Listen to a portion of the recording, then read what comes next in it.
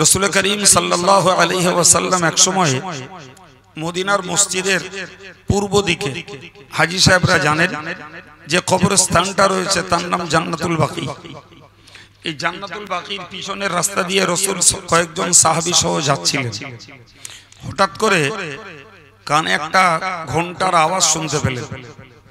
রাসূলের সঙ্গে ছিলেন হযরত উরওয়া ইবনে জুবাইর, হযরত আলী, হযরত আব্দুল্লাহ ইবনে মাসউদ, এই জাতীয় জলিলুল কদর অনেক মর্যাদা সম্পন্ন বড় বড় সাহাবীরা। তো হযরত উরওয়া ইবনে জুবাইর রাদিয়াল্লাহু আনহু রাসূলুল্লাহকে জিজ্ঞাসা করলেন, হুজুর এটা কিসের আওয়াজ? তো বললেন শয়তান তার বেশভূষা সহ বাইরে বেরিয়েছে, তো তারই চলার আওয়াজ পাওয়া যাচ্ছে। হযরত আলী আবদার করে বললেন, ইয়া রাসূলুল্লাহ, আপনি একটু শয়তানকে বলুন তো আমাদের সামনে হাজির হোক, আমরা একটু শয়তানকে দেখব। তো শয়তান রাসূলের সামনে এলো। আসলে দেখা গেল তার হাতে রয়েছে একটা ঘন্টা, কোমরে রয়েছে একটা বেল্ট, মাথায় রয়েছে একটা উঁচু টুপি। তো রাসূল ইবলিসকে জিজ্ঞাসা করলেন, ইবলিস তোর হাতের ঘন্টাটা কেন? তো বলল, হুজুর দুটো লোক যখন ঝগড়া বাঁধায় আমি এই ঘন্টাটা তখন বাজাই। আমার ঘন্টা বাজানো যত ভালো হয় ওদের ঝগড়াটা তত গাঢ় হয়। মানে এই ঘন্টার আওয়াজের বিভোরে ওদের রাগের মাত্রা বেড়ে যায়, কারে কি বলে আর কার প্রতি কি আচরণ করে তার হিতাহিত জ্ঞান থাকে না। কথা বুঝতে পারছেন? বলে তোর কোমর বেল্ট কেন? তো হুজুর আপনি শুধু বেল্ট দেখছেন না, ওতে দেখুন অনেকগুলো ছিদ্র আছে। এই ছিদ্রগুলো হলো এক এক প্রকৃতির মানুষকে এক এক পর্যায়ে পথভ্রষ্ট করার পদ্ধতি এটা। এই যতগুলো ছিদ্র দেখছেন প্রত্যেকটা ছিদ্রে রয়েছে এক একটা প্রক্রিয়া। এক প্রক্রিয়া দিয়ে পীর সাহেবের পথভ্রষ্ট করি, একটা ছিদ্র দিয়ে আলেমের পথভ্রষ্ট করি, একটা ছিদ্র দিয়ে হাফেজ সাহেবের পথভ্রষ্ট করি, আর একটা ছিদ্র দিয়ে একজন ব্যবসায়ীকে পথভ্রষ্ট করি। ঠিক এরূপ ভাবে প্রত্যেকটা ছিদ্রের এক একটা পথ আছে, সেই পথ দ্বারা আমি মানুষকে বিভ্রান্ত করি। তো বললে হুজুর, বললে ইবলিস তোর মাথায় টুপি, তো হুজুর দেখছেন এই টুপি এটা হলো পার্থিব সৌন্দর্য। যে মানুষগুলো দুনিয়াতে বিভোর হয় আমি এই টুপির সৌন্দর্য তাদের অন্তরে প্রকাশ করি। বিনিময়ে তারা দুনিয়ার প্রতি আকৃষ্ট হয়ে পড়ে, তারা দিন ভুলে যায়, ধর্ম ভুলে যায়, ইসলামকে ভুলে যায়, তারা দুনিয়ার প্রতি বেশি বিভোর হয়ে পড়ে। এই কথাগুলো বলার পরে রাসূলুল্লাহ ইবলিসকে জিজ্ঞাসা করেছিলেন, ইবলিস কামা আদা আল্লাহকা, বললে বলতো তোর শত্রু কারা? কতগুলো তোর শত্রু? ইবলিস তার জবাবে বলল, হুজুর খামসাতা আশারা নাফার, 15 শ্রেণীর লোক আমার শত্রু। আর বলি বলল, আনতা আউয়ালুহুম, আপনি হলেন তাদের মধ্যকার প্রথম এবং প্রধান শত্রু। কাকে বলল? কথা বলেন আমার সঙ্গে, কাকে বলল? রাসূলকে। তো ইবলিস যখন রাসূলকে শত্রু বলল, রাসূল মিসকে মিসকে হাসলেন। সাহাবায়ে কেরাম খুব রেগে গেলেন। ঠিক তো রাসূলুল্লাহ ইবলিসকে জিজ্ঞাসা করেন, হ্যাঁ আমি তোর প্রথম শত্রু কেন? কেন তোর প্রথম শত্রু? ইবলিস তার জবাবে বলেছিল যে আনতা আযহারতা দ্বীন ওয়া আফসাদতা কানা বাইনি ওয়া বাইনান নাস। বললে হুজুর আপনি প্রথম শত্রু, তার কারণ হলো আপনি মানুষের মাঝে ধর্মের জ্ঞান ছড়িয়ে দিয়েছেন। আর মানুষ এই ধর্ম জ্ঞান যত চর্চা করেছে তত আমাকে চিনতে পেরেছে, ফলে তাদেরকে বিভ্রান্ত করা আমার জন্য কঠিন হয়ে গেছে। আপনি যদি মানুষের মাঝে ধর্মজ্ঞান না ছড়াতেন, মানুষের মধ্যে যদি আপনি ধর্মজ্ঞান ধর্মের শিক্ষা মানুষকে না দিতেন, তাহলে মানুষ সহজে আমাকে চিনতে পারত, আমার চক্রান্ত মানুষ বুঝতে পারত না, আমি সহজেই মানুষকে বিভ্রান্ত করতে পারতাম। কিন্তু আপনি যেহেতু মানুষের মাঝে ধর্মজ্ঞান ছড়িয়েছেন, এর ফলস্বরূপ আপনি আমার প্রথম শত্রু হয়ে দাঁড়িয়েছেন। সম্মানিত ভাইরা আমার, আমি আপনাদেরকে বোঝাতে চাইছি, ওই যে মানুষ পড়ে না, ওই না পড়ার পিছনে শয়তানের হাত রয়েছে। কথা বুঝতে পারছেন কি? শয়তান জানে এরা পড়লে এদের চোখ খুলে যাবে, এরা পড়লে এদের জ্ঞানের পরিধি বেড়ে যাবে, ফলে তখন এদেরকে বিভ্রান্ত করা আমার পক্ষে কঠিন হয়ে যাবে। সাহাবীরা নবীকে বললেন, ইয়া রাসূলুল্লাহ, শয়তান আপনাকে প্রথম শত্রু বলল আর আপনি হাসলেন, রহস্যটা কি? তো রাসূল বললেন, আমি হাসবো না কেন? যে শয়তানের যত বড় শত্রু সে আল্লাহর তত কাছের বন্ধু। আর একটু মন খুলে বলেন, তো শয়তানের নিজস্ব বিবেচনায় আমি যখন প্রথম শত্রু রূপে গণ্য হয়েছি, ওর কথাতেই প্রমাণ হচ্ছে আমি আল্লাহ পাকের সবথেকে ঘনিষ্ঠ বন্ধু। সুবহানাল্লাহ। তো আমি যখন আল্লাহর বন্ধু হতে পেরেছি, তাই এটা তো আমার জন্য হাসির কারণ, আনন্দের কারণ। সুবহানাল্লাহ। সম্মানিত ভাইরা আমার, আমি প্রসঙ্গত আপনাকে আরো একটা কথা বলি। ভাই, হাদিস পাকে এসেছে প্রতিদিন সকালবেলা শয়তান নদীর মাঝে তার একটা বৈঠকখানা বসায়, আর এই বৈঠকখানা বসিয়ে শয়তান তার দলীয় লোকদেরকে ডাকে, ডেকে কিছু অক্সিজেন দিয়ে ছেড়ে দেয়, কিছু উৎসাহজনক কথাবার্তা বলে ছেড়ে দেয়, যাও দুনিয়ার ঘুরে তোমরা কে কত শয়তানি করতে পারো করে এসো। তো সারাদিন পরে এবার সন্ধ্যাবেলা আবার ও এই সারাদিনের রিপোর্টটা নেয়। তো অনেক বয়স্ক বয়স্ক শয়তানগুলো তার রিপোর্ট দেয়, কারোর মদ খাইয়েছে, কারোর জেনা করিয়েছে, কারোর তালাক করিয়েছে, কারোর সুদ খাইয়েছে, কারোর লেটলিটি করিয়েছে, ইত্যাদি ইত্যাদি নানান ধরনের রিপোর্ট শয়তান সংগ্রহ করে। দুটো ক্ষুদ্র শয়তান, ওরা দুটো চুপচাপ বসে থাকে। সর্বশেষ বেলায় যখন ওদের পালা আসে, ওরা তখন বলে, হুজুর, আমরা বড় সড়ো কিছু করতে পারিনি, আমরা ছেলে মানুষ, আমরা একটা কাজ করেছি। কি? বলে, একটা ছেলে মক্তবে যাচ্ছিল পড়তে, ওকে বলেছি তুই যাস, গেলে হুজুর তোরে মারবে, তুই পড়তে যাস না, আর প্রতিদিন তো যাস, একদিন না গেলে কি হয়? নানান তাল করে তারে পড়ার টাইমটাকে রাস্তায় কাটিয়ে খেলিয়ে ধুলিয়ে এদিক সেদিক করিয়ে পড়ার ক্লাস শেষ, টাইম শেষ, বাড়ি পাঠিয়ে দিস। তুই বুড়ো শয়তান, মাস্টার শয়তান, এই খুচরোটা নেন না আসে। যারা বড় বড় কাজ করেছে ওরা তখন রেগে যায়, রেগে যেয়ে বলে, আমরা বউ তালাক করালুম, মদ খাওয়ালুম, জেনা করালুম, ব্যভিচার করালুম, মারামারি করালুম, আমার গায়ে নাচলে না, গাইলে না, এর জন্য নাচন গাউন। বুড়ো শয়তান তখন জবাব দিয়ে বলে, শোনো, তোমরা যা করেছো সব মিটে ছিটে যাবে। স্বামী স্ত্রী তালাক করিয়েছো, ও ছেলেটাও একটা মেয়ে পাবে, মেয়েটাও একটা ছেলে পাবে। ভাই ভাই মারামারি করিয়েছো, ও কালকে আবার দুজন মিশে যাবে। ও আজকে মদ খেয়েছে, কালকে তওবা করবে, ওর গুনাহ আল্লাহ মাফ করে দেবে। কথা বুঝতে পারছেন কি? কিন্তু এ যে কাজ করেছে, এর কাজের কোনো রিপু নেই, এর কাজের কোনো তালি মারার জায়গা নেই। কারণ আজকে ওস্তাদ মাদ্রাসায় যে পড়ানটা পড়িয়েছে, ওরা সেই পড়াটা পড়তে পারলো না, ওদের ঘাটতি থাকে। কালকে মাস্টার ওই পড়া আর পড়াবে না, ফলে এরা তওবা করলেও ও ঘাটতি পূরণ হবে না, অন্যায় স্বীকার করলেও ও ঘাটতি পূরণ হবে না। আর এরা শিখতে পারলো না মানে এদের মৃত্যু পর্যন্ত আজকের দিনের শিক্ষাটা ওরা মানুষের কাছে বিতরণও করতে পারবে না। সুতরাং এই যে কাজ করেছে এটাই হয়েছে স্থায়ী কাজ, আর তোমরা যা করেছো সব অস্থায়ী। কথা বলা যাচ্ছে কি? হ্যাঁ, তাই মাদ্রাসার ছেলেগুলোর এভাবে পিছনে লেগে শয়তান কামাই করায়, হাফেজ সাহেব জানবে। ছেলেগুলো বাড়ি যায়, দুদিনই ছুটি নিয়ে আসছে, এক সপ্তাহ পরে। কি ব্যাপার? না, শরীরটা খারাপ মতন ছিল। ঠিক বলছি? জিজ্ঞেস করুন। ওরে যে শয়তান মাঝখান থেকে পাপ দিচ্ছে, ও বোঝে না, ওর বাপও বোঝে না, ওর মাও বোঝে না। বাপ মা তখন দরদ দেখায়, ভাবে যে ছেলেটার শরীর খারাপ, কি করে মাসায় যাবে, তা দুদিন নাই বাড়ি থাক। ভিতর থেকে যে ওরে নাট টাইট দেখছে শয়তান, এটা বলো গার্জিয়ানরাও বোঝে না, আর ও ছাত্র বোঝে না। ঠিক এই মজলিসটার হাল তাই।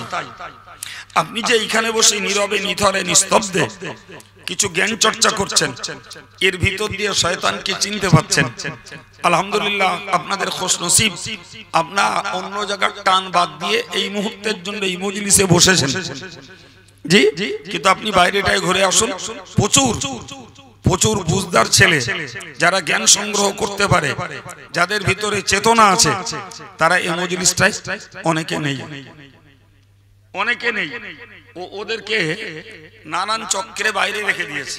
ওই ইবলিস জানে যে কটাতে পারিনি ও কটা যেসে জাগগেদা, অন্তত যে কটা পারছি এ কটা যদি এর থেকে দূরে রাখতে পারি, তাহলে আজকের মাতিন সাহেব যে ওয়াজ করেছে, কাইম সাহেব যা করছে, আর রজব আলী সাহেব যা করবে, অন্তত ওদের ভাগ্যে তো পড়লো না। এই কথা বুঝতে পারছেন কি? হ্যাঁ প্রিয় ভাইরা আমার, আমি আপনাকে বোঝাতে চাইছি, আমার গোড়ার কথা মনে রাখুন, গোড়ার কথা মনে রাখুন যে ধর্ম করতে গেলে মন লাগে, আর মন তৈরি করতে গেলে জ্ঞান লাগে, আর জ্ঞান তৈরি করতে গেলে নাম্বার 1 প্রসেস হলো পড়া। সেখানে ইবলিসের থাবা আছে, কথা বুঝতে পারছেন? নাম্বার 2, এই পড়ার পরিবর্তে আরেকটা পদ্ধতিতে জ্ঞান লাভ করা যায়, সেটা হলো জ্ঞানীদের মজলিসে বসে জ্ঞানের কথা শুনলে জ্ঞান লাভ হয়। সুবহানাল্লাহ বলেন। যেটা আপনারা করছেন, যেটা আপনারা করছেন ভাই, আপনি বলুন, এখানে যখন জ্ঞান লাভ হয়, তাহলে শয়তান কি নরমালে এখানে আসতে দেবে বলে মনে হয়? কথা বলেন, আসতে দেবে?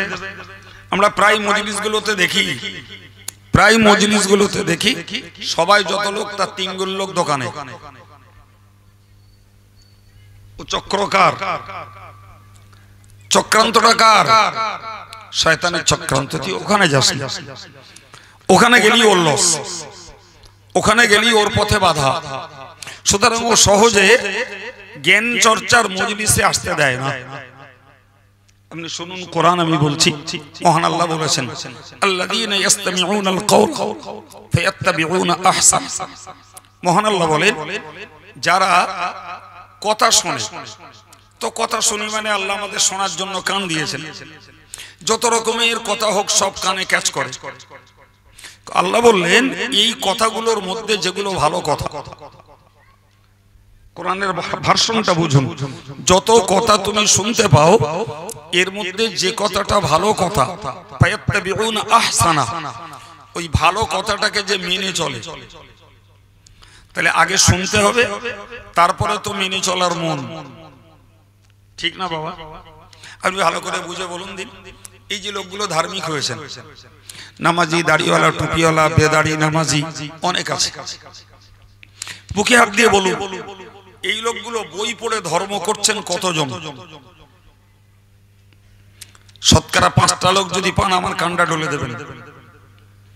এই 5টা লোক, এরাও অশুনে ধর্ম শিখিনি, ধর্ম করিনি, এরা বই পড়ে পড়ে ধর্ম করেছে। 5টা লোক 100 জন ধার্মিকের মধ্যে দেখাবেন, আমি কানমলা খাবো, দেখাতে পারবেন না? বলতে পারে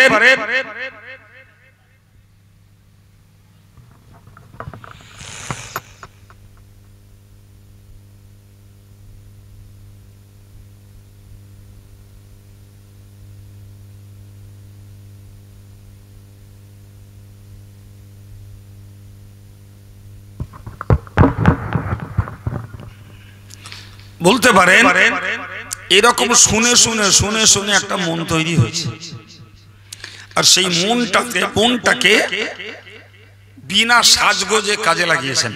সুবহানাল্লাহ বলেন, একটু মহব্বত করে বলেন। আচ্ছা, একটা লোক আমারে দেখাবেন, যে লোকটা ধরুন দেইপুরের একটা ভাই, তিনি বাড়িতে গ্রামবাসীকে দাওয়াত করেছে, সবাইকে খাওয়াবে। তো গ্রামবাসী বললো, কি জন্য দাওয়াত করছো ভাই? তাহলে আমি কাল থেকে দাঁড়িয়ে রাখবো, তার আগের দিন আজকে তোমাদের দুটো খাইয়ে নেবো। এরকম একটা রেকর্ড দেখাবেন যে দাঁড়িয়ে রাখতে বলে লোকজনের দাওয়াত করে খাইয়েছে। কিংবা আরেকজন লোক, তিনি দাওয়াত করছেন, ভাই কিসের জন্য দাওয়াত করছো? তো যে আমি কাল থেকে নামাজ ধরবো, তাই তোমাদেরকে দুটো খাইয়ে নিয়ে জানান দিয়ে দিচ্ছি যে আমি নামাজি হব। এরকম ধার্মিক বলেন বলেন।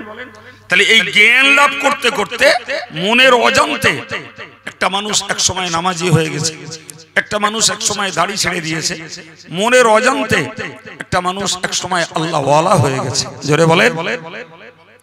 তাহলে যদি মনটাকে ধর্মমুখ করতে হয় তাহলে তার আগে জ্ঞান লাভের দরকার ছিল। জি, সভাগুলো বেকার নয়, কিন্তু কেউ যদি মূল্য না দেয় তাহলে লস তারই, লস তারই। কোরআন বলছে উলাইকাল্লাযীনা হাদাহুমুল্লাহ, সুবহানাল্লাহ বলেন। এই যারা কথা যত শুনেছে তার মধ্যে ভালো কথাগুলোকে কাজে লাগিয়েছে, আল্লাহ বললেন ওই লোকগুলোই হলো হেদায়েত প্রাপ্ত বান্দা। আর একটু মন খুলে বলেন, এই সার্টিফিকেট আমার দেওয়া না বাবা, এই সার্টিফিকেট দিচ্ছেন স্বয়ং আল্লাহ। তিনি বলছেন ওই বান্দা বান্দিগুলো হেদায়েত প্রাপ্ত যারা জীবনে যত কথা শুনেছে তার মধ্যে ভালো কথাগুলোকে কাজে লাগিয়েছে, তারাই হেদায়েত প্রাপ্ত। সম্মানিত ভাইরা আমার, শুধু এই নয়, আরো একটা সার্টিফিকেট আল্লাহ দিলেন, ও উলাইকা হুম উলুল আলবাব, তারাই হলো প্রকৃত জ্ঞানী। সুবহানাল্লাহ হবে না? আপনি বাংলা লাইনে পড়েছেন ক্লাস 4 পর্যন্ত, অজনসিয়া শুনতে শুনতে আপনি শরীয়তের আদেশকে পালন করেছেন আর নিষেধকে বর্জন করেছেন। তাহলে কি হয়েছে যে আপনি এই ভালো কথাগুলোকে কাজে লাগিয়েছেন। তাহলে আপনার জাগতিক ডিগ্রি হলো আপনি 4 পাস, কিন্তু আল্লাহ আপনাকে বলছেন ওই লোকগুলো হলো জ্ঞানী লোক। কারা? যারা যত কথা শুনেছে, সে নারী হোক আর পুরুষ, যুবক হোক আর বৃদ্ধ, তারাই হলো জ্ঞানী, কারণ তারা ভালো কথাগুলোকে নিজেদের জীবনে কার্যকর করেছে। সুবহানাল্লাহ। প্রিয় ভাই আমার, এখন ধরে না আমি এমএ বিটি, আমি নামাজ কালাম পড়ি না, শরীয়তকে মানি না, শরীয়ত বিরোধী কার্যকলাপ করি, নাউজুবিল্লাহ। আর হাফেজ সাহেব ক্লাস 2 পাস। জি, হাফেজ সাহেব যা জীবনে ওয়াজ শুনেছে সেই ওয়াজগুলোকে জীবনে টু দি পয়েন্ট আমলের জিনিসগুলো কাজে লাগিয়েছে আর ছাড়বার জিনিসগুলো ছেড়ে দিয়েছে। তাহলে জগতের মাটিতে, সমাজের মাটিতে আমি বলো শিক্ষিত, আমি জ্ঞানী, আমি বুদ্ধিজীবী, জি, আর আমি আল্লাহর কাছে মূর্খ। আর সমাজের মাটিতে হাফেজ সাহেব মূর্খ, 2 পাস মানে ও লেখাপড়ার 1.5 পয়সা দাম নেই, অথচ তিনি আমলের জীবনটা তৈরি করেছেন, মানে আল্লাহর কাছে উনি জ্ঞানী বলে বিবেচিত। সুবহানাল্লাহ। এখন ইমানদার মুসলমানকে সিদ্ধান্ত নিতে হবে, আমরা 60 বছরের পৃথিবীতে, 60 বছরের পৃথিবীতে জাগতিক মানুষদের কাছে, আমার গ্রামে, আমার সমাজে আমি জ্ঞানী, বুদ্ধিজীবী, পণ্ডিত বলে আখ্যায়িত হব, নাকি আমি 60 বছর কাটিয়ে পৃথিবী ছাড়বো, আল্লাহর কাছে জ্ঞানী বলে বিবেচিত হব? এই সিদ্ধান্তটা আমাদের ব্যক্তিগতভাবে নেওয়া লাগবে। বাপ, আমি আমার তিক্ত অভিজ্ঞতায় দেখছি ভাই, সারা বিশ্ব জুড়ে তাকিয়ে দেখুন, সারা পৃথিবী জুড়ে তাকিয়ে দেখুন ভাই, যত উঁচু উঁচু পদ, যত উচ্চ ডিগ্রি, যত গবেষণামূলক ক্ষেত্র, সবগুলো আজকের বেঈমান, বেদিন, কাফের, মুশরিকদের কাছে। তারাই মুখ্যমন্ত্রী, তারাই প্রধানমন্ত্রী, তারা রাষ্ট্রপ্রধান, তারা বিশ্ব স্বাস্থ্য সংস্থার বড় বড় ডাক্তার, তারাই বৈজ্ঞানিক, তারাই ঐতিহাসিক, তারাই ভৌগোলিক, তারাই ঋষি, তারাই মনি ঋষি, তারাই যোগী। কথা বলছেন না কেন? অথচ তাদের কাছে কোরআন হাদিসের ভালো কথার কোনো মূল্য নেই, ফলে তারা এর কোনো কার্যত দাম দেয় না। তাহলে দুনিয়ার মাটিতে তারা যত বড় বৈজ্ঞানিক, ঐতিহাসিক, ভৌগোলিক, মুখ্যমন্ত্রী, প্রধানমন্ত্রী, রাষ্ট্রপ্রধান যাই পারে হোক, ওটা 60 বছর 65 বছরের সম্পর্ক। কিন্তু যেই মরবে, কোরআনের কথা শুনুন, কোরআন বলছে ইন্নাল্লাযীনা কাফারু মিন আহলিল কিতাবি ওয়াল মুশরিকিনা ফী নারি জাহান্নাম খালিদিনা ফিহা উলাইকা হুম শাররুল বারিয়া। নিশ্চয়ই যারা কাফের এবং মুশরিক, কুফরি করে আর শিরক করে যারা মারা গেছে, আমি আল্লাহ জানিয়ে দিলাম ওদের প্রথম পুরস্কার হলো ওদের ঠিকানা জাহান্নাম। কোথায় ঠিকানা? জোরে বলেন। পরের কথা বললেন খালিদিনা ফিহা, ওরা জাহান্নামে থাকবে চিরকাল। 3 নম্বরে বললেন উলাইকা হুম শাররুল বারিয়া, নিশ্চয়ই তারাই হলো সৃষ্টির ভিতরে সব থেকে নিকৃষ্ট। দুনিয়াতে তারা কি? এই দুনিয়া কি ওরা উৎকৃষ্ট, দুনিয়ায় ওরা শ্রেষ্ঠ। দুনিয়ায় ওরা বুদ্ধিজীবী, দুনিয়ায় ওরা বড় বড় পদের অধিকারী। কথা ঠিক বলছে না ভুল বলছি? কিন্তু আল্লাহর কোরআনের ফয়সালা হলো ওরাই আমার সৃষ্টির ভিতরে, কি বলেছি শব্দটা বলতে হবে আপনাদের, কি বলেছি, নিকৃষ্ট। সৃষ্টি যিনি করেছেন সেই আল্লাহ সার্টিফিকেট দিচ্ছেন। এখানে আর বলার জায়গা আছে? কথা বলেন, কথা বলেন। অন্য আয়াত পাকে আল্লাহ বলেছেন উলাইকা কাল আনআম, ওরা হলো চতুষ্পদ জন্তুর মতো, মানুষের পা কড়া করে। জোরে বলেন। তো দু পায়ের মানুষকে ভালো ভাষায় বা সাহিত্যের ভাষায় বলে দ্বিপদ বিশিষ্ট। আর যখন আল্লাহ দ্বিপদ বিশিষ্ট দুই পার অধিকারী মানুষকে বলছে চার পেয়ে জানোয়ার, তাহলে এরপরে তাদেরকে সাধু সন্ন্যাসী সাজিয়ে দেবে আর কেডা? কথা বলে। এই চার পেয়ে জন্তু এই সার্টিফিকেটটা কে দিলেন? হাফেজ সাহেব দিল না আমি দিলাম? মানুষকে সৃষ্টি করেছেন কে? যে আল্লাহ মানুষকে দুটো করে পা দিয়ে সৃষ্টি করেছেন সেই আল্লাহই মানুষকে বলছেন যারা জ্ঞান আছে জ্ঞান কাজে লাগালো না, কান আছে শুনেও কাজে লাগালো না, চোখ আছে দেখেও কাজে লাগালো না, এরা চার পেয়ে জন্তু। এখন আদার্স কমিউনিটির যারা নন মুসলিম লেভেলের যারা, তাদের কথা ছাড়ুন, যারা মুসলিম গ্রাউন্ডে মুসলিম কমিউনিটির ভিতরে ভাই, এরা যদি কোরআনের কথা শুনেও না শোনার ভান করে, জি আল্লাহর আযাব গজব দেখেও না দেখার ভান করে, এদের কলব আছে হৃদয় আছে বুঝেও না বোঝার ভান করে, ভাই তাহলে হোক না এরা কলেমার ঘরের ছেলে মেয়ে, কিন্তু এরপরেও কোরআনের ভার্সন অনুযায়ী এরাও চতুষ্পদ জন্তুর সমতুল্য। রাগ করবেন, একটা কথা কেটে দেবে, অন্যায় স্বীকার করে বাড়ি যাবে। তাই বলে এই না আমি মানুষ আমার ভুল হবে না, ব্যাপারটা এটা নয়। জি কোন শব্দগত ভুল হওয়া ভিন্ন জিনিস, সাবজেক্ট ভুল হওয়া আর এক জিনিস। প্রিয় ভাইরা আমার, তাহলে জ্ঞানী আল্লাহ কাদেরকে বলেছেন?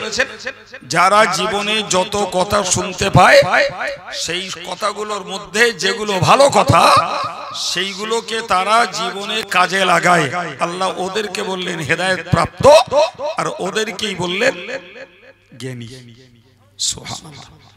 তাহলে আল্লাহর কাছে হাফেজ, মাওলানা, মুফতি, মুহাদ্দিস, মুফাসসির, পীর সাহেব, হাফেজ সাহেব, জি আর doctor, master, barrister, minister, MLA, MP, এরা দুনিয়ার কাছে জ্ঞানী, কিন্তু আল্লাহর কাছে জ্ঞানী তখন হবে যখন জ্ঞান অনুযায়ী কাজ করবে। কি বলছেন? জি ভাই আপনি বলুন তো, আমাদের সমাজটাকে যদি আমরা মূল্যায়ন করি, সমাজটাকে যদি মূল্যায়ন করি, তাহলে এই নামাজ, রোজা, হজ, যাকাত, জিকির, ফিকির, তাসবিহ, তেলাওয়াত, ফিতরা, কুরবানি, বাপ মার ভক্তি, সম্মান, ছোটর স্নেহ, এগুলো করণীয় কাজ। আর সুদ, মদ, জিনা, ব্যভিচার, তাস, জুয়া, লটারি, হারামি, গালিগালাজ, ফাঁকিবাজি, নারীর বেপর্দা, গলাবাজারি, এগুলো করতে নেই, করার জিনিস নয়।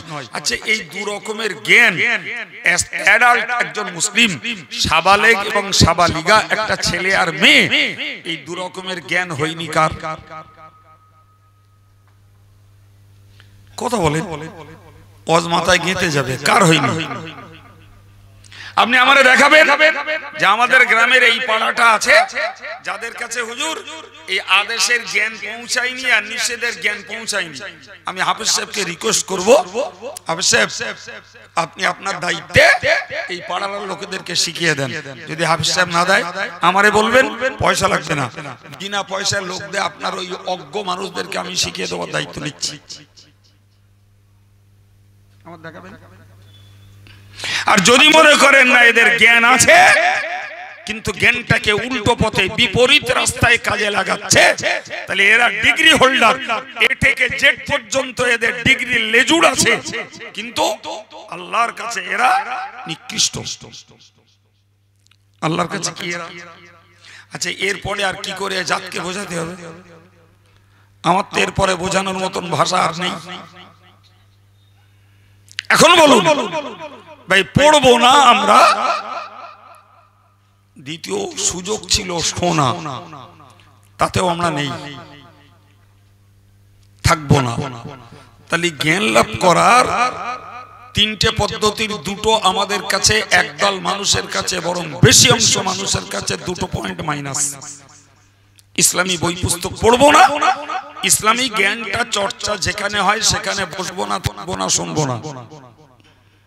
উপায় কি? জ্ঞান কোথা থেকে পাবো?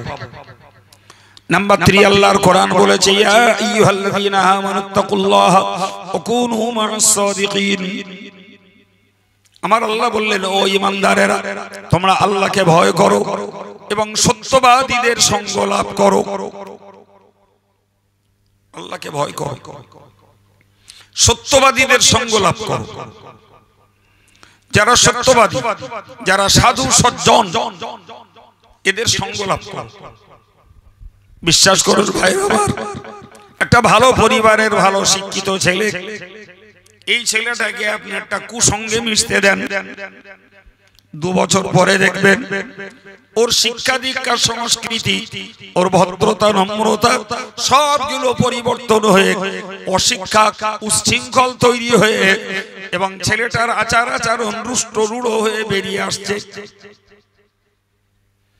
আপনি একটা মোস্ট অর্ডিনারি পরিবারের একটা ছেলেকে অশিক্ষিত পরিবারের, দরিদ্র পরিবারের, অসামাজিক পরিবারের একটা ছেলেকে ভদ্র পরিবেশে, বিনয় নম্র পরিবেশে একটা জ্ঞানী গুণী মানুষের কাছে 2 বছর তাকে থাকতে দেন, তার ভাষা, তার চালচলন, তার আচার ব্যবহার সবগুলো দেখবেন পরিবর্তন হয়ে গেছে। এই জন্য কবি বলেছেন, সোহবতে সালেহ তোরা সালেহ কুনাত। কবি বলেন, সৎ সঙ্গ তোমাকে সৎ বানিয়ে দেবে, অসৎ সঙ্গ তোমাকে অসৎ বানাবে। আজকের আমাদের সমাজ ব্যবস্থা পড়া নাই, সোনার পরিবেশে নাই।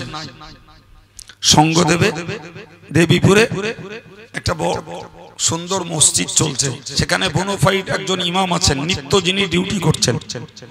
মসজিদ আছে, এই মাদ্রাসা আছে, সেখানে একাধিক শিক্ষক 24 ঘন্টা ডিউটিতে রয়েছে।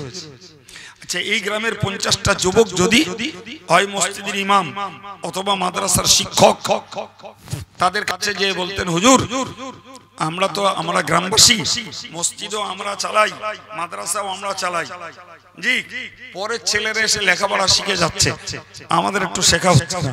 তা আমরা রাত 8টা পরে সারাদিন কাজকাম করি, 8টার পরে 50টা যুবক আমরা মাদ্রাসায় আসবো, আপনি একটু আমাদেরকে শেখাবেন, আলিফবে করে কোরআনটা শেখাবেন, নামাজ শিক্ষা শেখাবেন, সূরাগুলো শিখবো, দোয়াগুলো শিখবো, উজুর ফরজ শিখবো, উজুর সুন্নত শিখবো, আমরা নামাজের বাইরের ফরজ করা, ভিতরের ফরজ করা জানবো, নামাজের সুন্নতগুলো জানবো, নামাজ কিসে মাকরুহ হয় জানবো, নামাজ কিসে নষ্ট হয় শিখতে পারবো, সুজদা কখন দিতে হয় ওটা শিখবো, ঈদের নামাজের পদ্ধতিটা শিখবো, জানাজা নামাজের পদ্ধতিটা শিখবো। আমাদেরকে একটু স্টেপ বাই স্টেপ এক একটা স্টেঞ্জ, একটা একটা প্যারা আপনি পড়াবেন। বিশ্বাস করুন ভাই, যদি গ্রামের 50টা যুবক এই হাফেজ সাহেব বা ইমাম সাহেবের সঙ্গ লাভ করত, এদের বছরের একটা সবার জন্য ওয়েট করতে হতো না, তার আগেই এদের ধর্ম করার চোখ খুলে যেত। কথা বলেন নাই বাবা, এরা চায়ের দোকানে থাকবে, এরা টিভিতে থাকবে, এরা ক্রাম বোর্ডে থাকবে, এরা রাজনীতির মাচায় আড্ডা দেবে। আর এখন হয়েছে সময় কাটাবার সব থেকে বড় বিধ্বংসী কারণ হলো এই মোবাইলটাকে নিয়ে ফ্রি ফায়ার খেলা, ক্রিকেট, ফুটবল, জি, চিত্ত বিনোদন, ন্যাংটো মেয়েদের ছবি, এতে এদের সময়গুলো ধ্বংস হচ্ছে। এবার বলেন, আমি আপনাকে গুছিয়ে কথা বলে এসেছি, ধর্ম করার জন্য মন লাগবে, মন তৈরি করার জন্য জ্ঞান লাগবে। জ্ঞান তৈরি করার পদ্ধতি হলো নাম্বার 1 পড়া, নাম্বার 2 পড়ুয়াদের কাছ থেকে শোনা, নাম্বার 3 একজন পড়ুয়া মানুষের সঙ্গ লাভ করা। তিনটেতেই আমার সমাজে মেয়েরা 10% এদের মাইনাস, ছেলেদের 60% মাইনাস। এবার বলুন, ওয়াজ যতই আমরা দিই তাহলে সেখানে সমাজের ধর্মীয় পরিবর্তন আসবে কোথা থেকে? কোথা থেকে আসবে আপনি বলুন? জি, লোকে যে বলে যে ওয়াজ দিয়ে লাভ না, ভাই লাভ যারা তারা করে নিয়েছে বলে এই ধার্মিক গুলো পাওয়া যাচ্ছে। এই কথা বলছেন না কেন? আমি তো আগে বলেছি যে এই লোকগুলো শতকরা 5 জন বই পড়ে ধর্ম শিখিনি। আমার চ্যালেঞ্জ, তাহলে 100টা ধার্মিক হলে 5 জন যদি মনে করি বই পড়ে ধর্ম শিখেছে, তো 95 জন ধর্ম শিখেছে ওয়াজ শুনে শুনে। তাহলে ওয়াজ দিয়ে লাভ হয় না মানে? আরে বাবা, তুমি তোমার লাভ নিতে চাইবে তবে তো তোমার লাভ হবে। তুমি যখন নিতে চাইবে না, তা তোমার লাভ কে তোমার ঘরে তুলে দেবে? বলেন বলেন। প্রকৃত পক্ষে ওয়াজে লাভ ছিল, যারা নেইনি তাদের নেওয়ানোর জন্য এই পদ্ধতি পড়ো, শোনো, সঙ্গ দাও। তিনটি মাইনাস কোথা থেকে আসবে বাবা? সম্মানিত ভাইরা আমার, আমি এই শুরুতেই এই কথাগুলো আপনাদেরকে শোনালাম মাতিন সাহেবের বক্তৃতার জের। মাতিন সাহেবের বক্তৃতার জের আপনাদেরকে শোনালাম। জি, তাহলে আমাদের শিখবার পথের বড় শত্রু হলো শয়তান, শিখবার পথের আরেক শত্রু হলো লজ্জা। কি বলেছি? লজ্জা। জানেন, মদিনার একজন মেয়ে রাসূলের কাছে গেলেন, গিয়ে বললেন, ইয়া রাসূলুল্লাহ, আমার মাসিক হয়েছে। কি হয়েছে? আমরা আরবিতে যাকে হায়েজ বলি, ভালো বাংলায় তাকে ঋতু বলে, চলতি ভাষায় মেয়েরা বলে মাসিক, আবার ইংরেজি শিখে কেউ বলে পিরিয়ড। ভুল বলছে নাকি? ওই মেয়েটি রাসূলের কাছে যে বলছে, হুজুর আমার মাসিক হয়েছে, তা আমি মাসিক থেকে পবিত্র হব কেমন করে? সুবহানাল্লাহ বলে। যারা আল্লাহকে চিনিনি, নবীকে চিনিনি, যারা ইসলাম কাকে বলে জানতো না, তারাই আল্লাহ চিনে, নবী চিনে, ইসলামের এই একটা সামান্যতম বিষয় শিখবার ব্যাপারে কতটা আগ্রহী। খোদ নবীর কাছে যে বলছে, ইয়া রাসূলুল্লাহ, আমি মাসিক থেকে পবিত্র হব কি করে? রাসূল বললেন যে হাদিসের শব্দ হচ্ছে কুরসু, তুমি তুলো জাতীয় একটা কাপড় নাও, তোমার রক্তগুলো মুছে ফেলো, মুছে ফেলে ওই জায়গাটাকে তুমি ধুয়ে ফেলো, এরপর 3 বার কুলি করো, 3 বার নাকে পানি দাও, সমস্ত শরীরটাকে রগড়ে ধুয়ে ফেলো, তুমি পবিত্র হয়ে যাবে। মেয়েটি বলল, হুজুর আমি ঠিক বুঝতে পারি না। হযরত আম্মা জান আয়েশা সিদ্দিকা রাদিয়াল্লাহু আনহা মেয়েটির প্রশ্নও শুনছিলেন আর রাসূলুল্লাহর উত্তরও শুনছিলেন। তিনি মেয়েটার কাপড় ধরে টানলেন, টেনে বললেন, আমার কাছে এসো, বাকিটা আমি তোমায় বুঝিয়ে দিচ্ছি। সুবহানাল্লাহ।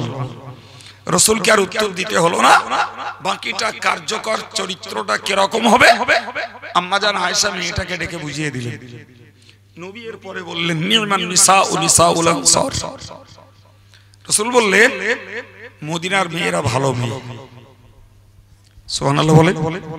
মদিনার মেয়েরা কি বলেছি বলে? ভালো মেয়ে। ভাই এরপরে রাসূলুল্লাহ ভালো মেয়ে বলার ব্যাখ্যা নিজেই দিয়েছেন। যদি রাসূল ব্যাখ্যা না দিয়ে যেতেন আমরা অনেক অপব্যাখ্যা করে ফেলতাম। আমরা কেউ বলতাম দেখতে সুন্দরী তাই ভালো বলেছে, টল ফিগার তাই ভালো বলেছে, হয়তো কেউ বলতাম মদিনার মেয়েদের গ্রোথ ভালো তাই ভালো বলেছেন। রাসূল নিজে বললেন, লিআন্নাহুন্না লাম ইস্তাহিনা ইয়াতাফাক্কাহনা ফিদ-দ্বীন। সুবহানাল্লাহ। মদিনার মেয়েরা এই জন্যই ভালো, এরা ধর্ম শিখতে, ধর্মকে বুঝতে এরা লজ্জা করে না। কি করে না? লজ্জা করে না। জি, তিরমিজির একটি রিওয়ায়াত এসেছে, শিফাউল আইয়া সওয়াল। নবী বলেছেন, মূর্খের ঔষধ হলো যেটা না জানে সেটা জিজ্ঞাসা করে জেনে নেওয়া, ওটাই মূর্খের ঔষধ। মূর্খতার রোগ যদি সারাতে হয় তাহলে যেটা জানো না জাননেওয়ালার কাছে জিজ্ঞাসা করো, জেনে নাও, তোমার মূর্খতার রোগ সেরে যাবে। সুবহানাল্লাহ। এখন আমার বয়স 60 আপ, আর আমি যদি মনে করি 20 বছরের একটা হাফেজ সাহেব, তার কাছে জিজ্ঞাসা করবো, তার থেকে 3 গুণ বয়স আমার বেশি, ওরে জিজ্ঞেস করবো, খোকা এই মুখমণ্ডল কারে বলে একটু আমার বলে দে তো বাপ। বড্ড একটা লজ্জার ব্যাপার। আমি এটা বয়স্ক লোক, শিক্ষিত মানুষ, জ্ঞানী মানুষ, আর ওই একটা একেবারে টলটলে নওজোয়ান ছেলে ওর কাছে জিজ্ঞাসা করব। এই লজ্জা এদের সর্বনাশ করে দিয়েছে। এই লজ্জাই এই জাতির কপালে সব থেকে বড় মূর্খতা ডেকে এনেছে। এরা যদি লজ্জা না করে, ভাই আমি আব্দুল কাইয়ুম হজ করছি, কথা বলছি, সংসারের শত জিনিস আমি জানি, তাহলে আমি যেটা জানি না, যে জানে তার দ্বারস্থ হওয়াই লাগে, এটাই সংসারের বাস্তব চিত্র। আমি ইলেকট্রিক কাজ বুঝি না, ইলেকট্রিক মিস্ত্রিকে ডাকি। আমি এসির কাজ বুঝি না, আমি এসি মিস্ত্রিকে ডাকি। আমি ঘর তৈরি করা রাজমিস্ত্রির কাজ বুঝি না, আমি রাজমিস্ত্রির সংসার ডেকে এনে আমার ঘর তৈরি করি। আমি অনলাইনের কাজ বুঝি না, যারা অনলাইনের কাজ বোঝে তাদের দ্বারস্থ হই। তাহলে দুনিয়ার যাবতীয় ক্ষেত্রে আমি যেটা বুঝি না সেটা আমি অন্যের কাছ থেকে উদ্ধার করে নিতে পারি, কিন্তু ধর্মের ব্যাপারে আমি যেটি বুঝি না সেটা হাফেজ সাহেব, মৌলানা সাহেব, ইমাম সাহেব, মুফতি সাহেব কারোর কাছ থেকে জেনে নিয়ে আমার অজ্ঞানতা, আমার অজানা, আমার মূর্খতাটাকে দূর করে আমি চোখ ফোটাবো, তার বেলায় লজ্জা লাগে। এই কথা বুঝতে পারছেন? ঠিক বলছি না ভুল বলছি? লজ্জা লাগলে কি করে শেখা হবে? কি করে শেখা হবে? শেখার তো কোনো জায়গা নেই। সম্মানিত ভাইরা আমার, তো আমি আপনাকে বোঝাতে চাইছিলাম যে আমরা যারা মজলিসে বসেছি কম বেশি তারা জেনেছি, কাজেও লাগিয়েছি আলহামদুলিল্লাহ।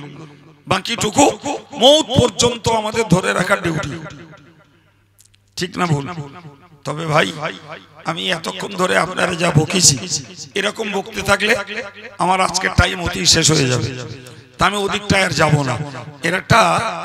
আমি একটা মূল কারণ আপনাদের খুঁজে দেই, ওই মূল কারণটা একটু খুঁজে নেন, তাতে যদি কিছু ভাইদের উপকার হয় তাহলে আজকের এই পরিবেশ তৈরি করা কমিটির জন্য, আপনাদের জন্য, বক্তা আমাদের জন্য সার্থক হবে। একবার দরুদ শরীফ আল্লাহুম্মা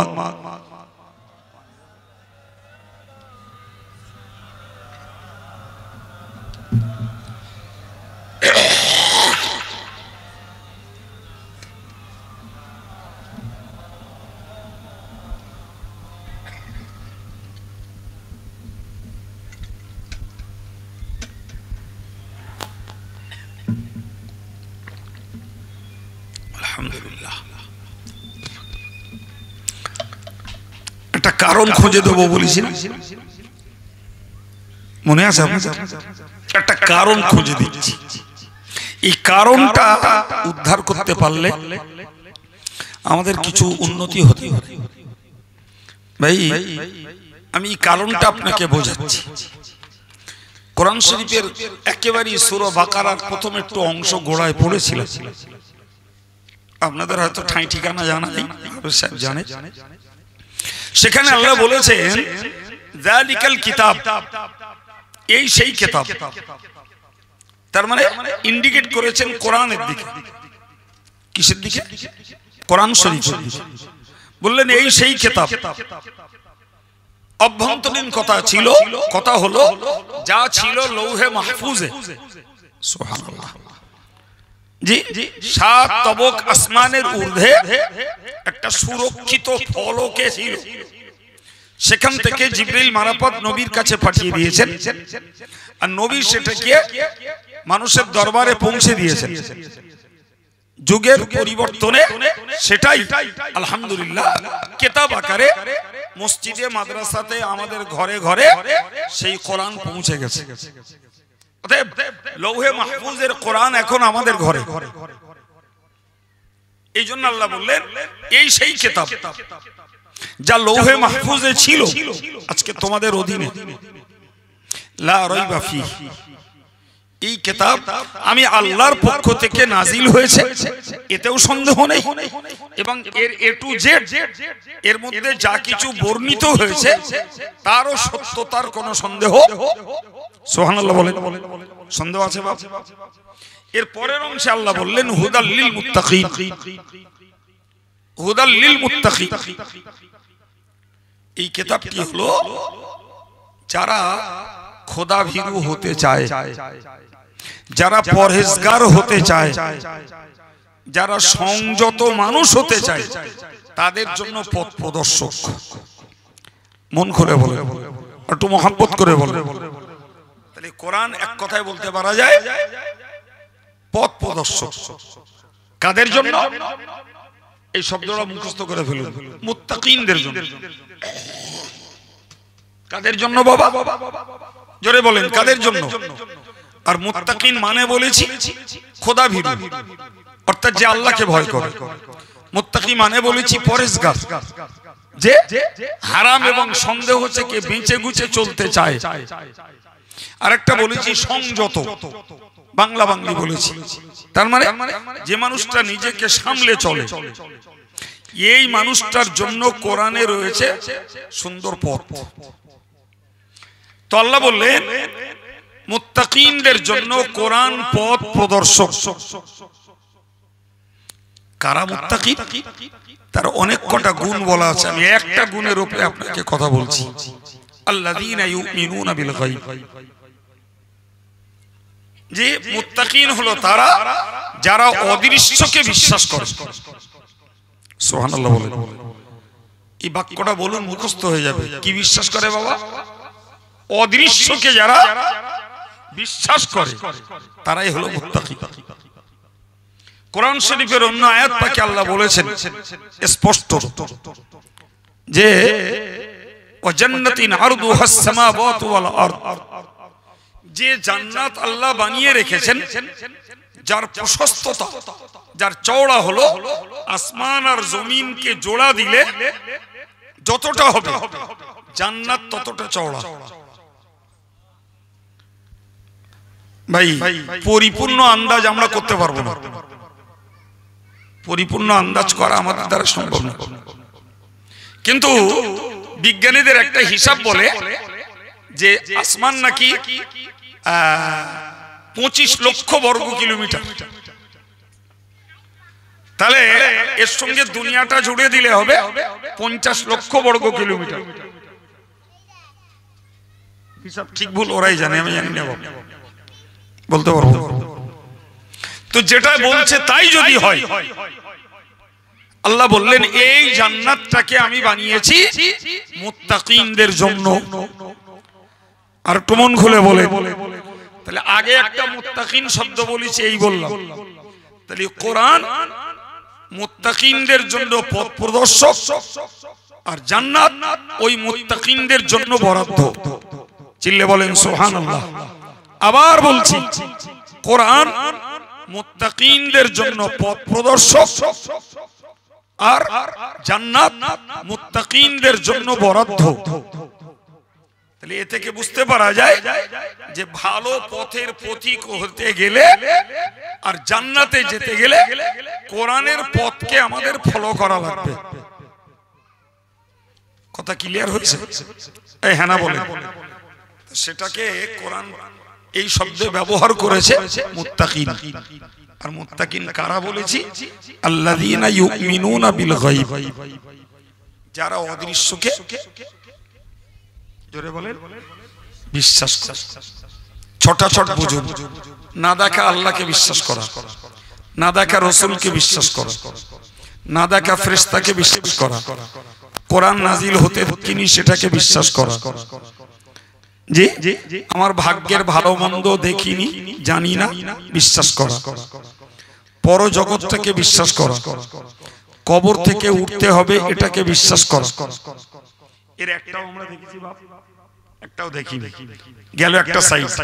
আর একটা সাইড বুঝুন, কবরে অপরাধীর আযাব হতে পারে এটা বিশ্বাস করা, হাসরের দিনটা ভয়াবহ হবে এটাকে বিশ্বাস করা, আমল নামাটা বাম হাতে আসবার ভয় আছে এটা বিশ্বাস করা, পাপের পাল্লাটা ভারী হওয়ার ভয় আছে এটাকে বিশ্বাস করা, পুল সিরাত অতিক্রম করতে না পারার ভয় আছে ওটাকে বিশ্বাস করা, পার না হতে পারলে জাহান্নামের গাড্ডায় পড়তে হবে, এটাকে বিশ্বাস করা। ভাই এগুলো সব অদৃশ্য কিনা? আজকের জাতির সবথেকে বড় সর্বনাশ হয়েছে এই পড়বো না, শুনবো না, সঙ্গ লাভ করবো না। এর আসলে গোড়ায় গলত, এর গোড়ায় গলত। যে চরিত্রের উপরে দাঁড়ালে একজন মানুষ সত্যকারের ইমানদার হয়, সেই চরিত্রটাই ঠিক নাই। আমি বলছিলাম না যে আপনাকে একটা কারণ শেখাবো, আমি পড়বো না, আমি শুনবো না, আমি কারোর ভালো মানুষের সঙ্গ লাভ করবো না, আর যদিও বা একটু পড়ি, একটু যদি জোর করে কিছু কানে ঢোকে সেটাকেও আমলে কাজে লাগাবো না। এর আসল গোড়ার কারণ হলো ওর এই বিশ্বাসের ঘাটতি। এই কথা বুঝতে পেরেছি? যদি আমার বিশ্বাসটা গাঢ় হতো যে আমি যদি নামাজ, রোজা, হজ, যাকাত, জিকির, তাসবিহ, তেলাওয়াত এগুলো যদি না করি তাহলে আমি আল্লাহর জান্নাতে যেতে পারবো না। তাহলে তার আগে তো জান্নাতের মতো অতুলনীয় একটি শ্রেষ্ঠ আল্লাহর নিয়ামতের জায়গা আল্লাহ ভালো মানুষদের জন্য রেখেছেন, ওটা তো আগে বিশ্বাস করতে হবে। তবে তো জান্নাতের লোভ ভিতরে জন্মাবে। হ্যাঁ না বলে? আরে জান্নাতের লোভ জন্মালি তখন জান্নাতমুখী কাজটা করতে ইচ্ছা হবে। ভাই যদি বিশ্বাস আমার থাকতো, সুদ খেলে, গান শুনলে, মিথ্যা কথা বললে, মদ খেলে, জুয়া খেললে, জেনা ব্যভিচার করলে, লটারি কাটলে, দেবদেবীর নামে পুজো অর্চনা করলে, দরগায় যেয়ে হাজত মান্নত করলে, পরের ফাঁকিটা মারলে আমাকে জাহান্নামে জ্বলতে হবে, এই অদৃশ্যের শাস্তির কারাগার জাহান্নামের ব্যাপারে যদি বিশ্বাস থাকতো তখন এত তেল মলামলি করতে হতো না। মানুষ নরমালে এই পাপের কাজগুলোকে বিশ্বাস করে ছাড়তো।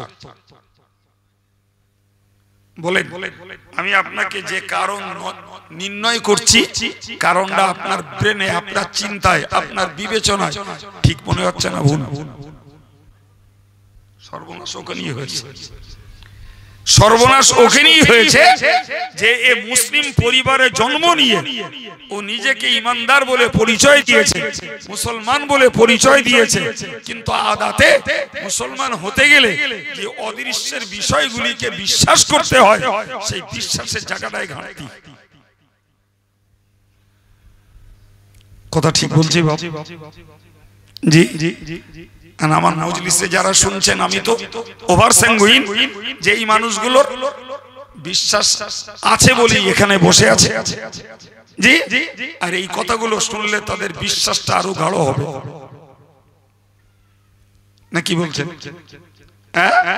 প্রিয় ভাই আমার, আমি যদি একটা একটা করে ব্যাখ্যা দিই দীর্ঘ সময় লাগবে, আমার শক্তি অত নেই, শক্তি অত নেই ভাই। আমি এই যদি ছোট করে একটুখানি বলি তাহলে আমাকে এইটুকু বলতে পারি যে আমি আল্লাহকে বিশ্বাস করি।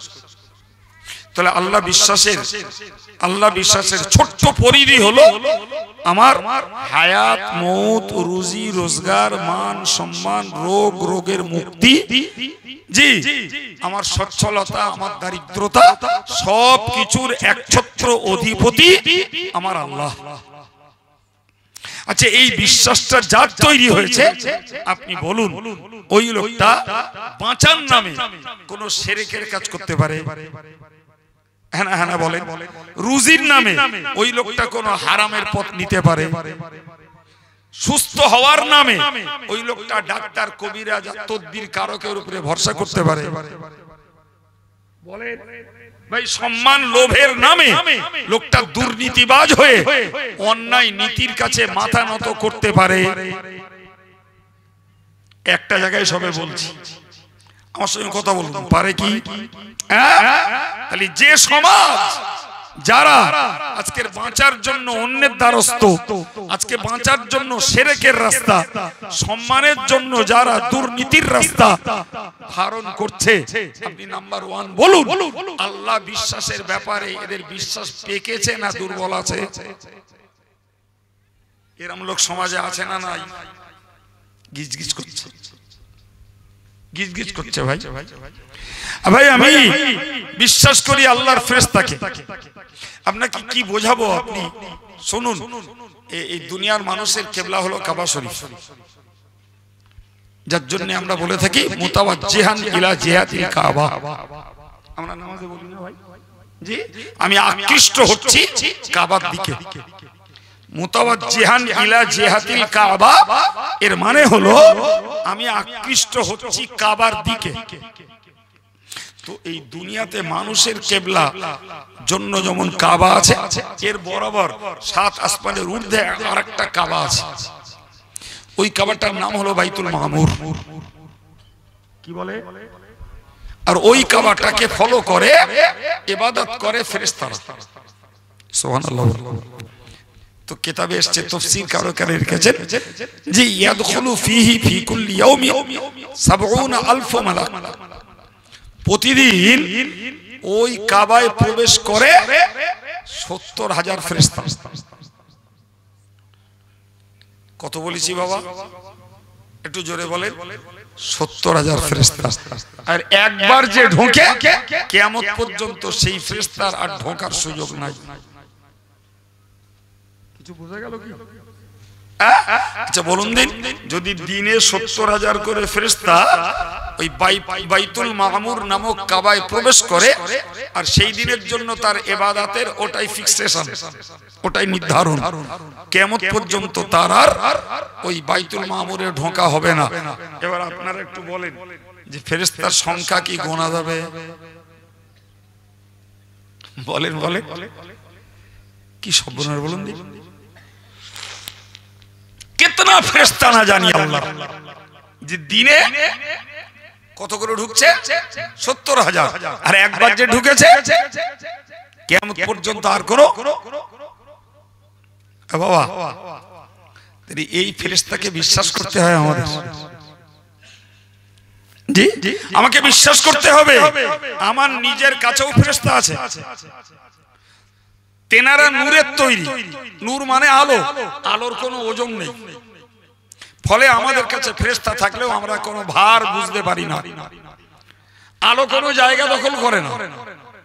ফলে ফেরেশতারা আমাদের কাছে আছে, তারা কোনো জায়গা দখল করেও নেই। কিন্তু আমাকে তো বিশ্বাস করতে হবে ফেরেশতা আছে। জি শুধু ওই বিশ্বাস করলে হবে না, আমাকে বিশ্বাস করতে হবে ইয়ালামুনা মা তাফআলুন, তোমরা যা করছো সব ফেরেশতারা জানে। আচ্ছা আমার কাছে ফেরেশতা আছে, তেনারা জানে, আমি বিশ্বাস করি। এরপরে আমি তাস খেলছি, ফেরেশতারা জানে না। আমি জুয়া খেলছি, ফেরেশতারা জানে না। আমি ক্যারাম বোর্ড পিটছি, ফেরেশতারা জানে না। মসজিদে আজান হচ্ছে, আমি বাইরে আড্ডা দিচ্ছি টিভির দোকানে, ফেরেশতারা জানে না। আমি রাত 10টা 11টা পর্যন্ত মোবাইল নিয়ে ফ্রি ফায়ার আর পাবজি খেলছি, হারাম সেরে খেলা খেলে যাচ্ছি, ফেরেশতারা জানে না। কথা বলছেন না কেন? আমি কি কারণ দেখিয়েছি? যে ধর্ম বই পড়ে না, ধর্মের কথা শোনে না, ধার্মিক মানুষের সঙ্গ লাভ করে না, যা শোনে তা কাজে লাগায় না, আসল কারণ হয়েছে ওর বিশ্বাসের ঘাটতি। আমার অত যদি আপনার যুক্তিতে না লাগে নিতে হবে না। কিসের ঘাটতি? জোরে বলে। সম্মানিত ভাইরা আমার, আল্লাহর কোরআন বলেছে লা ইয়াসুনাল্লাহ মা আমারহুম ইয়াফআলুনা মা ইউমারুন। ওই ফেরেশতাদের গুণ হলো লা ইয়াসুনাল্লাহ মা আমারহুম, আল্লাহ পাক তাদেরকে যে আদেশ করেছেন তারা এক বিন্দু আদেশকে লঙ্ঘন করে না। ওয়া ইয়াফআলুনা মা ইউমারুন, আর যে কাজের আদেশ করা হয়েছে পুঙ্খানুপুঙ্খু সেটাই আমল করে। অতএব ফেরেশতারা যে আমলনামা তৈরি করছেন আমাদের কাজের ভিত্তিতে, লা ইউগাদিরু সগীরাতান ওয়ালা কাবীরা, ওই আমলনামায় একটা সূচের আগা পরিমাণ ভালো কাজও লিখতে বাদ যাবে না, একটা সূচের আগা পরিমাণ মন্দ কাজও লিখতে বাদ যাবে না। ওয়াজাদু মা আমিলু হাদিরা, বরং প্রত্যেকটা বান্দা যা জীবনে করেছে সবকিছুই তার সামনে দেখতে পাবে। সুবহানাল্লাহ। বাবা এ ছেলে, এই বিশ্বাসটা যদি আমার মধ্যে থাকে, ওই বিশ্বাস যদি আমার মধ্যে থাকে, তাহলে ফেরেশতার চোখে ধুলো দিয়ে কিছু করতে পারছি, এর মনে জাগবে? তাহলে খাটতি কোথায় জোরে বলেন? খাটছে আমার কথা? জি ভাই, রাসূল সম্পর্কে আপনাকে একটা ধারণা দিই। রাসূলকে আর কিছু না বলি, আমরা নবী বিশ্ব নেতা বলে মানি। জগতের মাটিতে বহু রকমের নেতা আছে, আমরা কার্যত না হলেও মুখের দাবিতে আমাদের নবীকে আমরা বিশ্ব নবী বিশ্ব নেতা বলি। ভাই আপনাকে সব কথা বাদ দিয়ে আমি একটা কথা শুধু রাসূলের ব্যাপারে শেখাবো।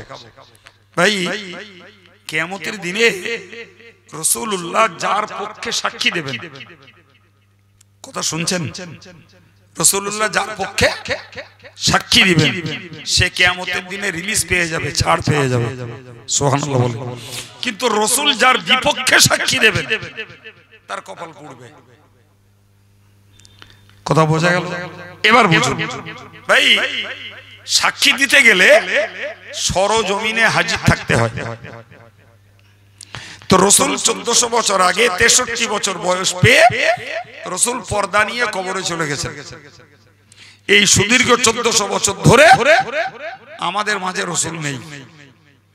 তাহলে আমরা কি করছি, কি বলছি, এ তো রাসূল দেখছেন না। রাসূলুল্লাহর নবুয়তি জিন্দেগি, নবুয়তি জীবন পেয়েছেন 23 বছর। এই 23 বছর তার সামনে যেবা যারা করেছে সেটা নবীর নলেজে থাকা স্বাভাবিক। অতএব নবী তাদের পক্ষে বিপক্ষে সাক্ষী দিলে সেই সাক্ষীটা গ্রান্টেড, গ্রহণযোগ্য। কিন্তু নবী আমাদের মাঝে নেই, এরপরেও কিয়ামতের দিনে তিনি সাক্ষী দেবেন। কথা শুনছেন? ওটাই আমার এই প্রসঙ্গের আলোচনা। ভাই তাফসীরে কুরতুবীতে উল্লেখ করা হয়েছে প্রতিদিন এই প্রতি সোমবার এবং শুক্রবারের দিন, কিবার বলেছি, সোমবার আর শুক্রবারের দিন উম্মতের আমলকে নবীর দরবারে পেশ করা হয়। আর একটু মন খুলে বলেন, আব্দুল কাইয়ুম কি করছে, আব্দুর রহিম কি করছে, আব্দুর রাজ্জাক, আব্দুল সাত্তার কি করছে, সব নবীর কাছে পেশ করা হয়। নবী যদি দেখেন আমার উম্মতের আমল যথেষ্ট আছে বা বেশি আছে, আল্লাহ পাকের নবী আল্লাহর দরবারে শুকরিয়া আদায় করে বলে, রব্বুল আলামিন আমার উম্মতকে তুমি আমলে কায়েম রেখে দাও। কিন্তু মনে রাখার দরকার, যদি উম্মতের পাপ আচরণ বেশি হয়ে যায় তখন নবী উম্মতের জন্য আল্লাহর কাছে ক্ষমা চান। সুবহানাল্লাহ বলে। এবার বুঝুন, আপনাকে একটা কথা খুব সহজ উদাহরণ দিই। এখানকার একজন ভাই হজ করতে গেছেন কিংবা উমরা করতে গেছেন, তো বাড়ির ছেলেটা এখান থেকে ভিডিও কল করেছে আব্বার কাছে, করে দেখছে আব্বা কাবার চত্বরে তওয়াফ করছে, অথবা দেখছে বাসায় বসে আছে, কিংবা দেখছে বাসায় খাওয়া ফেওয়া করছে। তিনি একদিন ওখান থেকে ভিডিও কল করলেন, দেখলেন ছোট ছেলেটা হাল্লায় ঘুমাচ্ছে, জি গিন্নি রান্না করছিল, ফোনটা ধরেছে, বড় ছেলেরা খাটে বসে আছে, চেয়ারে বসে আছে, দেখা যাবে? একটু জোরে বলেন। আচ্ছা, যিনি সৌদিতে আছেন ওনার বাড়ির চিত্রটা দেখতে ওনাকে বাড়ি আসা লাগবে? জি। আর এই ছেলেটাকে বাপের অবস্থাটা দেখতে কি সৌদিতে যাওয়া লাগবে?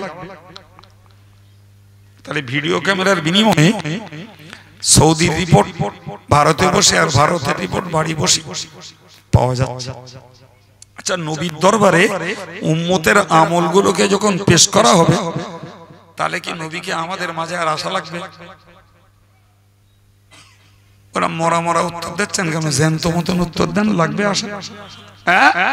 এ ছেলে সাবধান হয়ে যাও। ওই নবী যাকে তুমি বিশ্ব নবী বিশ্ব নেতা বলে বিশ্বাস করছো, তুমি জগৎ জুড়ে কোথায় কি করছো আল্লাহ ফেরেশতা মারাফাত তোমার কর্মচিত্র নবীর কাছে তুলে দিচ্ছেন। নবী কিয়ামতের দিনে যদি তোমার পক্ষে সাক্ষী দেন তোমার কপাল ভালো, আর নবী যদি বিপক্ষে সাক্ষী দেন তোমার কপাল কালো। এবার বলেন, ফেরেশতাকেও লুকাতে পারলাম না জি, আর নবীর কাছেও যখন আমার আমল পেশ করা হচ্ছে তাহলে নবীর কাছেও, নবী আমাদের মাঝে নেই ভেবে নবীর কাছেও সাধু সাজা যাবে। মাতিনি সাহেব একটা কথা বলছিল, আমি তখন এসেছি তো ওই জন্যই কথাগুলো মনে পড়ছে।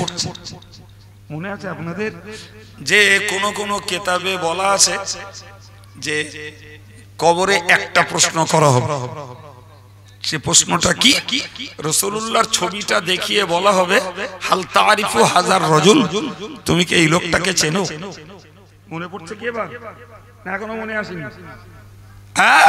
তো যদি লোকটা বলে হ্যাঁ চিনি, হাযা নবী মুহাম্মদুর রাসূলুল্লাহ, ইনি আমার নবী মুহাম্মদ সাল্লাল্লাহু আলাইহি ওয়াসাল্লাম, ওই এক উত্তরেই বোঝা যাবে ও আল্লাহকেও চেনে, কোরআনকেও চেনে, ইসলামকেও চেনে, ইসলামী শরীয়তকেও মেনে চলেছে, যার ফলে নবীকে চিনতে পেরেছে। মনে পড়ছে এবার? এখন আপনি বলুন, আমি আপনাকে জিজ্ঞাসা করছি ভাই, নবী বিরোধী পথে চলে নবী বিরোধী কার্যকলাপ করে জি ওই নবীর সাক্ষী পক্ষে পাওয়া যাবে তো বাবা?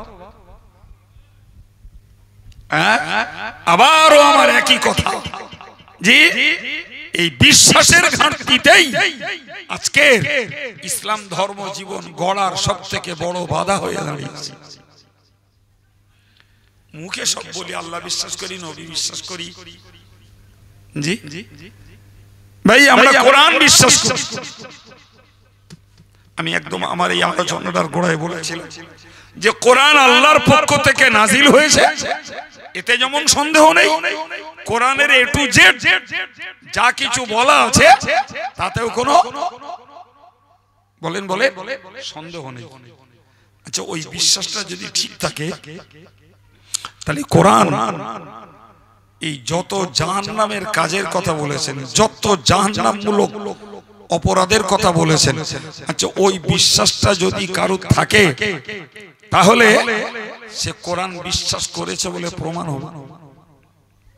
এদিকে বলছি কোরআন বিশ্বাস করি, আর ওদিকে আমার গোটা চরিত্রে কোরআন বিরোধী কাজ ভরা, তাহলে আমার বিশ্বাস আর কাজের মিল আছে বাবা? জি সেই ঘুরিয়ে আবার স্বীকার করতে হবে যে আমার বিশ্বাসে ঘাটতি আছে। জি ভাই আমি পরকাল বিশ্বাস করি বলছি। আমি আব্দুল কাইয়ুম যদি একটা অন্যায় করি বাপ, আর তার জন্য দেইপুরের লোকেদের কাছে যদি অপমানিত হই, তো মনে হবে এর থেকে আমার মরণ ভালো ছিল। মনে হবে না? হবে না?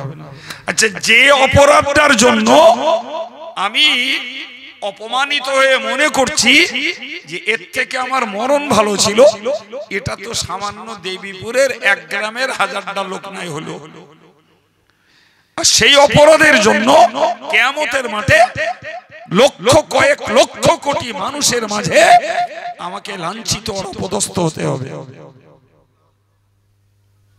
ওই বিশ্বাসটা যদি আমার থাকে তাহলে যে কাজের জন্য দুনিয়ায় লাঞ্ছিত হব, ওই কাজের জন্য লক্ষ কোটি মানুষের মাঝে অপমানিত হব, তাহলে সে কাজ থেকে ফিরে আসা সম্ভব ছিল। কিন্তু আমার বিশ্বাসের ঘাটতি, কবে কিয়ামত হবে তাই 4 দিন। জি ভাই আমার ভাগ্যের ভালো আর মন্দ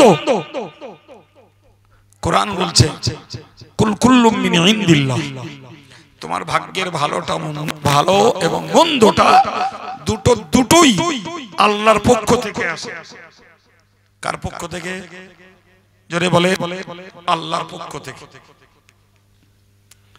এটাই যদি আমার বিশ্বাস হয় তাহলে আমার আব্বা মরা, মা মরা, বিবি মরা, ছেলে মরা, আমার ব্যবসায় লস খাওয়া, আমার ফসল পাতিতে ক্ষতি হয়ে যাওয়া, জলকারে ভাইরাস হয়ে লক্ষ লক্ষ টাকা লস খাওয়া, ভাটার ইট নষ্ট হওয়া, এগুলো আমার ভাগ্যের লেখা। হ্যাঁ না বলেন? তাহলে যখন লাভ পাই তখন কৃতিত্ব আমার, আর যেই লস খাই সেই দায়টা চাপাই আল্লাহ।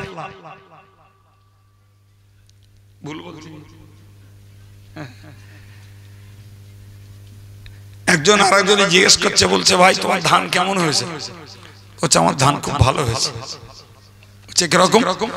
তো হচ্ছে আমার বিঘায় 12 বস্তা হচ্ছে। তোমার তো ভালোই হয়েছে ভাই, আমার 8 বস্তার বেশি হয়নি।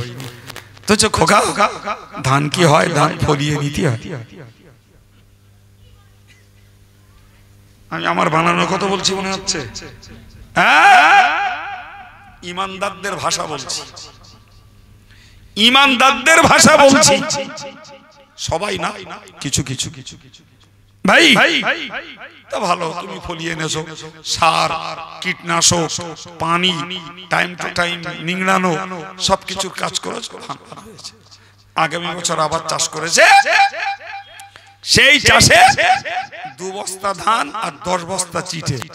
বলছে না খোকা, এবার আর খোদার নিদ দিলে না। বুঝতে পারেননি কথা? হ্যাঁ, তাহলে যখন ফসল ঘরে তুললে তখন কামাই তুমি ধুনেছো, আর যেই উল্টো গেল তখন দায় কার? আল্লাহর। তুমি বিশ্বাস করো তো ধীরে, এই তোমার বিশ্বাস? 7-8 বছরের ছেলে অসুস্থ, জিত এই ছেলেটার নিজের দাদা নেই, চাচতো দাদা আছে। এর বাপ আর ওই দাদা চাচা ভাইপো মিলে যুক্তি করেছে কলকাতায় নিয়ে যাবে। তো গরিব মানুষ, কলকাতায় নিয়ে যেতে গেলে দুটো পয়সাও লাগে, আবার একটু সময়ের ব্যাপার। একটা দিন করেছে, ধরুন আগামী কালকে যাবে, 2-3 দিন আগে দিন করেছে। আজকে সেই ছেলেটা মারা গেছে। আচ্ছা, 7-8 বছরের ছেলে মারা গেলে তার আব্বা কাঁদবে না? কাঁদবে না? কান্নায় দোষ নাই, কান্নায় দোষ নাই, মুখের এই কথাগুলো খারাপ। জি ভাই, তো ছেলেটা কেঁদে কেঁদে, মানে বাপটা কেঁদে কেঁদে জেরবার হয়ে গেছে। চাচাটা বাড়ি ছিল না, খানিক বাদে চাচাটা বাড়ি এসছে। তো ছেলেটা খুব আবেগ বসে, হাজারো বাপের ভাই চাচা জড়িয়ে ধরে কেঁদে ফেলেছে। চাচা বলছে, খোকা এখন আর কেঁদে লাভ হবে? যদি আমার যুক্তি আগে নিতিস তাহলে তোর আর কান্তি হতো। আচ্ছা কি বলবেন ওরে? পাকা ইমানদার বলবেন না পাকা বেঈমান বলবেন? কি ও? তার মানে ও বোঝাতে চাচ্ছে তুই আমার কথা শুনে আগে যদি কলকাতায় একটু তড়িঘড়ি নিয়ে যাতিস তাহলে তোর ছেলে আর মুততো না। ভাই এর নাম ইমান, এর নাম ইমান, এর নাম তাকদীরের বিশ্বাস। সম্মানিত ভাইয়েরা আমার, মনে রাখুন, আমি আপনাকে বলবো আল বাসি বাদাল মাউত। আল্লাহর নবী জানিয়েছেন মরণের পরে তোদেরকে কবর থেকে আবার ওঠা লাগবে। মক্কার কাফেররা বলছিল মাইয়িল ইযাম ওয়া হিয়া রামীম। কাফেররা বলতো কে আছে এই পচা গলা হাড় হাড্ডি এগুলো আবার জ্যান্ত করে তুলবে কে? আমার নবীর কাছ থেকে শুনে এ কথা বলতো মক্কার কাফেররা। কারা বলতো? বাপ আমার আল্লাহ কোরআন নাজিল করে বললেন কুল, নবী ওদেরকে বলে দাও ইহয়িহাল্লাযী আনশাহা আউওয়ালা মাররা। বলে এই শোন, ওই কবর থেকে ওই পচা গলা হাড় হাড্ডি আবার তুলবেন ওই আল্লাহ যিনি বিনা মডেলে, বিনা নমুনায়, বিনা স্যাম্পলে তোদের বাপ আদমকে তৈরি করেছিলেন, তার ঔরস থেকে তোদেরকে বানিয়েছেন। ওই আল্লাহ তোকে আবার তুলবেন। ঠিক না বলে? প্রিয় ভাই আমার, এখন বলেন আমি বিশ্বাস করি আল্লাহকে, বাবা তাই কবর থেকে আমার উঠতে হবে, এই বিশ্বাসটুকু আমার থাকতে হবে তো। তো কবর থেকে আজও কেউ উঠিনি, আজও কেউ উঠিনি। ইসরাফিল সিংহায় ফুৎকার দিলে উঠবে। আচ্ছা, এই বিশ্বাস যদি কারো থাকে তাহলে আমি এই যা করছি এখানেই শেষ না, এটা তো আমি ভালোই বুঝতে পারছি। ঠিক কিনা বলেন? আমি এই জন্যই বলেছি এরা কোরআন পড়ে না, এরা ওয়াজ শোনে না, এরা ভালো মানুষের সঙ্গ নেয় না, যা একটু শোনে সেটাকেও আমল করে না। এর মূল কারণ হয়েছে কি বলেছে এতক্ষণ বলেন, বিশ্বাসের জায়গায় ঘাটতি। চাই সে আল্লাহর ব্যাপারে বলুন, ফেরেশতার ব্যাপারে বলুন, নবীর ব্যাপারে বলুন, জি কিতাবের ব্যাপারে বলুন, আর পরকালের ব্যাপারে বলুন, ওদিকে তাকদীরের ব্যাপারে বলুন, আর কবর থেকে ওঠার ব্যাপারে বলুন, প্রচুর মানুষের এই বিশ্বাসের জায়গায় ঘাটতি। বিশ্বাস যদি স্বচ্ছ হতো চরিত্র গড়া যেত, বিশ্বাস যদি মজবুত হতো নামাজ পড়া যেত, বিশ্বাস যদি মজবুত হতো শরিয়ত বিরোধী কাজ থেকে নিজেকে বাঁচানো যেত, বিশ্বাস যদি নিখুঁত হতো ভাই বিশ্বাস করুন আল্লাহর কাছে দুটি হাত তুলে কাঁদা যেত। কিন্তু সর্বনাশ হয়ে গেছে বিশ্বাসের জায়গায় ঘাটতি। জি, আমি আপনাকে একটা সাজানো গোছানো কথা শুরু থেকে পর্যন্ত বলে বলে এসেছি। ভাই আমার একান্ত অনুরোধ, আলহামদুলিল্লাহ যারা ধর্ম করছেন এদের বিশ্বাস রয়েছে বলেই এরা ধর্ম করছেন। আমাদের ছেলেরা মেয়েরা ঘরের বউরা যারা ধর্ম করে না এদের ভিতরে বিশ্বাসের ত্রুটি আছে বাপ। এদের যদি বিশ্বাসটাকে আমরা সাজিয়ে দিই, ভুলে বোঝাই, তারাও যদি নিজেরা বোঝে এদের জীবনটা ধর্মে পূর্ণ হবে ইনশাআল্লাহ। সম্মানিত ভাইরা, আমার ইসলামভাজন মাওলানা সাহেব তিনি মাইকে আসছেন, তার আলোচনা আপনারা এবার শুনবেন, আমি বিদায় নেব।